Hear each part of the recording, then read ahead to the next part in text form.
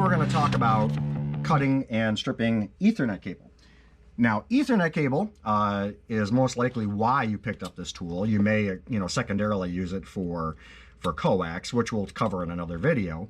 But I'm going to demonstrate one of our most impressively sized Ethernet cables on the website and on what we sell.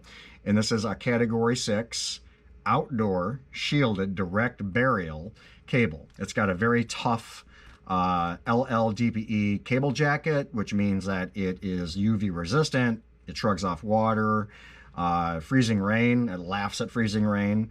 It laughs at being put into the ground. I mean, this stuff is a brute. It's a tank.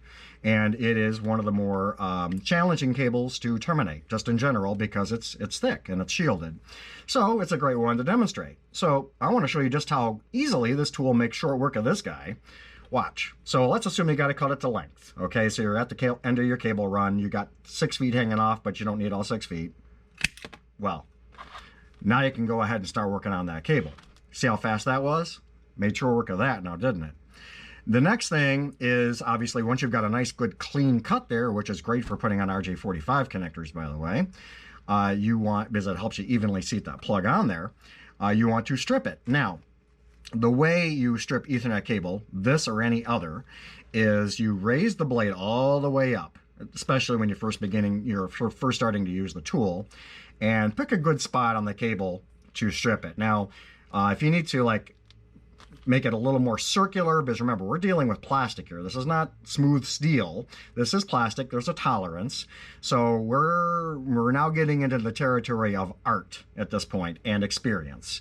And I'm going to make this look easy. I apologize in advance for those that are going to try 500 times, and maybe not 500, but at least 3 or 4 times to get the right score on the cable jacket. And that's something that we need to talk about as being extremely important.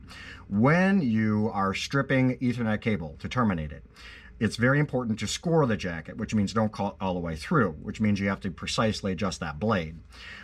If you cut through the jacket, you're liable to cut through the cable shielding, or you could even nick a conductor. And if you nick a conductor, that could reduce your performance, or it could even make your termination bad. So that's why this tool is so handy, because it's infinitely adjustable. So we put about 2.5 inches through there, and then we're going to lower the blade down and then make good firm contact, especially with this kind of cable, good firm contact with the cable jacket. And then we're going to turn it about 2 to 3 times fully, take it off. And then as you can see, if you look at the cable jacket, and I'm putting pressure on it, it's not actually cut all the way through. It's got a nice score. Now watch this. See how that plastic is separating? That's what you want. That plastic is nice and separated, and then all you got to do is pull off that cable jacket. And you know that you didn't go through and nick a conductor by mistake, because if you did, this cable shield here would actually end up inside this tube here.